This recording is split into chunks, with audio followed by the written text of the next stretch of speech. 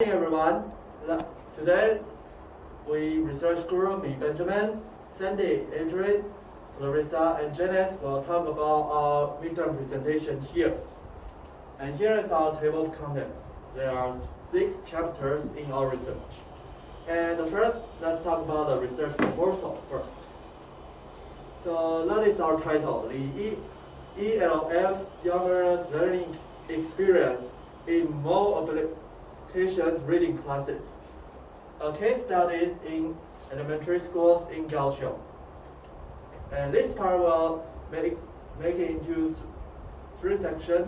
The first, the research background will be introduced by me, Benjamin. And later on, Sandy will talk about the intended research focus and the intended participants for everyone. And now let's talk about what is MO. MO means Mobile Assisted Language Learning. It means that we can use the cell phone, tablet, the mobile readers as every mobile devices to improve and enhance your learning.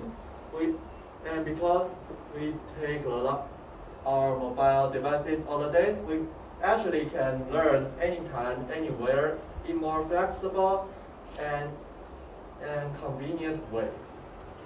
And besides that, this is also a great media to be used in the classroom, since students are not only familiar and be interested in using these devices, but also teachers can use that to assess students, to understand their needs, or even check their understanding directly in classroom. And it is already being used at a foreign country for a while. They given several groups to study how to use MO. Except for the benefits of it, there are also 2 directions that support us to do this research. The first is our government policy. The Taiwan will become a bilingual country in 2030. Yeah, everyone knows that. But how? It will be a long way to achieve this, since we still need an environment. But we believe that with the mobile devices that almost every young learner can use, we can make it more possible. And you may ask about what if some students cannot use the mobile devices? Yeah, we think of that, but there's also another policy that every student uses the tablet in the classroom policy can also be helpful for this part. So we don't have to worry about that. But we have to think about it will be a trend for every student to use mobile devices for learning. It is not only helpful to language learning, but also to make students learn easier and learn in more possible way in their future. And another thing we can achieve by mobile assisted language learning is reading literacy. Reading literacy is to read and understand. It is not only can enhance language learning, but also let students to achieve more abilities, like to building their own thinking methods, to let them able to ask to companies that they have questions and be able to thinking answers to solve these problems or to find some way to improve their learning. With these 2 directions, we believe that MO will be very, very great thing for students and also to teachers to learn how to do. And next, let's welcome Sandy. Thank you, Ben. Now, I'm Sandy. Now I want to talk about our intended research first on 3 points. The first one is we will investigate the effectiveness of using MO. Then we will conduct a lesson that using MO applications that focus on our reading class. After the lessons, we will complete a questionnaire and conduct some interview with our students to gather some information. Then as our intended participants, we will invite elementary school students, then their student level is 5th grade, and their English ability is high beginner level. And for how many, we will invite 20 students to our class. Then is our research questions. We got 3 points in our research questions. The first one is, what is the students' learning effectiveness during more reading class? Then is, what is the level of students' engagement in the more reading class? Then 3 is, what are the students' learning feedback regarding the use of more in the reading class? Then let's welcome Adrian. Thank you, Sandy. Now let's delve into the procedure we will follow to generate data for our research paper and the resources we will utilize. Firstly, we plan to conduct 2 reading lessons using the picture book, The Internet is Like a Puddle. Here we have detailed the rationale behind our selection of picture book reading as a teaching topic. Reading is not only a fundamental skill, but also an essential ability for young learners. By focusing on picture book reading, we have created a context that allows us to effectively observe comprehension of students. Moreover, this topic connects to reading literacy, which is a future target of education in Taiwan. Moving on to the next slide, we will use mole applications to generate the necessary data for our research. 2 prominent applications we will use are Nearpod and Kahoot. Nearpod is an interactive educational platform that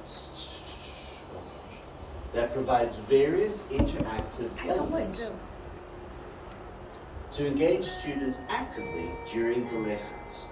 It offers teacher-controlled features, allowing us to more effectively guide the learner's experience. Additionally, Nearpod incorporates gamification elements and techniques to sustain students' interest throughout the reading activities.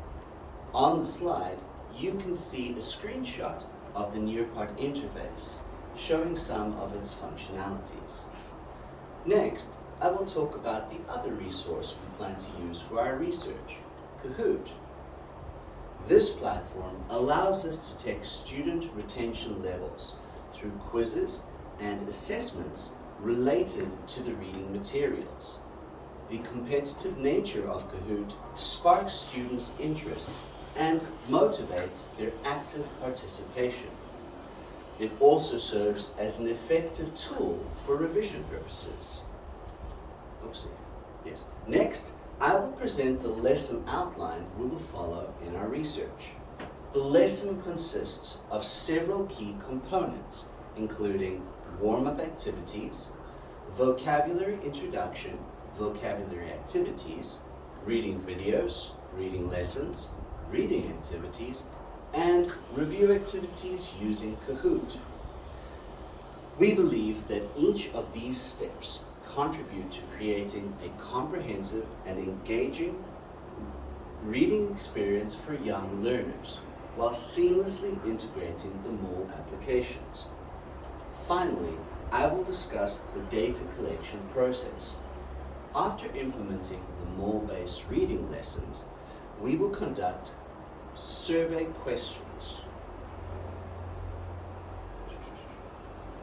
Yes, we will conduct survey questions and short interviews. These methods allow us to gain valuable insights into the students' experiences and perceptions.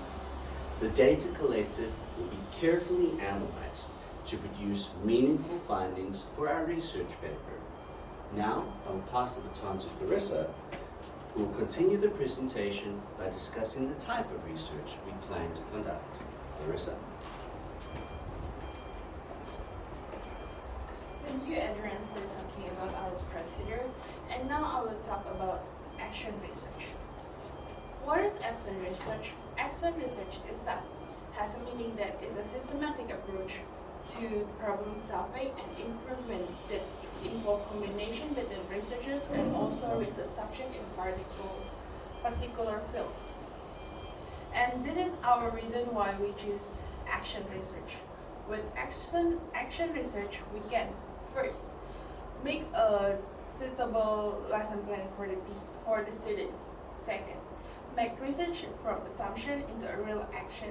And third, can get feedback from the students immediately. So after teaching, we will give the students a questionnaire and we will pick some students to do an interview with us. And the last one, we can conclude the data and think about our future plan. And next one, welcome Janice. Thank you, Clarissa. And now I'm going to talk about the challenges, which means we might encounter when we are teaching. Here are 3 parts. First, internet connection. When we are teaching, we will let students to use iPad. So we need to make sure that each iPad can be connected Wi-Fi stable. So we will provide students to use the right Wi-Fi routers. And the second one is distraction. When a teacher is teaching on the stage, other teachers need to walk around the classroom and to make sure that each of students is paying attention on teacher's teaching. So in this way, they cannot play the game on iPad. And the last part is a comprehension. Because our students' level is not very high, so when we are teaching in vocabulary part, we need to make sure that students understand our vocabulary meaning. For example, the student need to ask student, what is this vocabulary in Chinese, so that they can understand the topic easily. And the last part is a references. And we are provide 3 parts. One is our research, second is Taiwan 2030 bilingual policy, and the last one is supported website. And you may take a look. And this is the end of our presentation. Thank you.